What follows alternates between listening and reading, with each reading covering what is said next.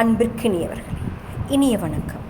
ஓமனில் நடந்த மருத்துவ அதிசயங்க இது. ஒரு கருவுற்ற பெண் பரிசோதனைக்காக மருத்துவர்கள்கிட்ட வர்றாங்க. ஸ்கேன் செஞ்சு பார்க்குறப்போ மருத்துவர் ஆண் பெண் என இரட்டை குழந்தைகள் கருவில் இருக்கிறதாகவும், அதில் ஆண் குழந்தைக்கு பிரச்சனை இருக்கிறதாகவும், ஒன்று பிறப்பதற்கு முன்னரோ அல்லது பிறந்ததுக்கு அப்புறமோ அந்த ஆண் குழந்தை உயிரிழப்பதற்கு அதிக சாத்தியம் இருப்பதாக பெற்றோர்களுக்கு தகவல் சொல்கிறாங்க. அதனால் பிரசவ வலி தாமதமாகுது.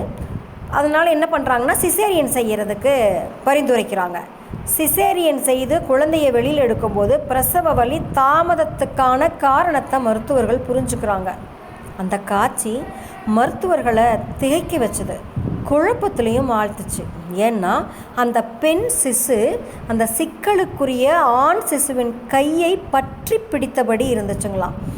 பிரசவத்தின் போது தனியாக விட்டுவிடக்கூடாது, ஒன்றாகவே வெளியாக வேண்டும் அப்படிங்கிறதுக்காகவே தன்னுடைய சகோதரனுடைய கையை பற்றி பிடித்தபடி ஒன்றாவே வெளியில் வந்தாங்களாம்.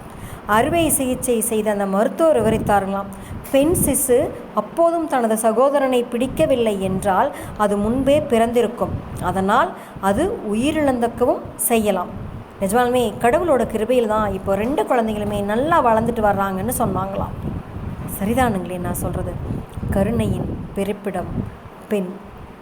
அது தாயோ மகளோ தங்கையோ தாரமோ எதுவாக இருந்தாலும் எப்பொழுதும் என்றும் ஆகச் சிறந்தவள் பெண். நாளை சந்திப்போம் தோழமைகளை.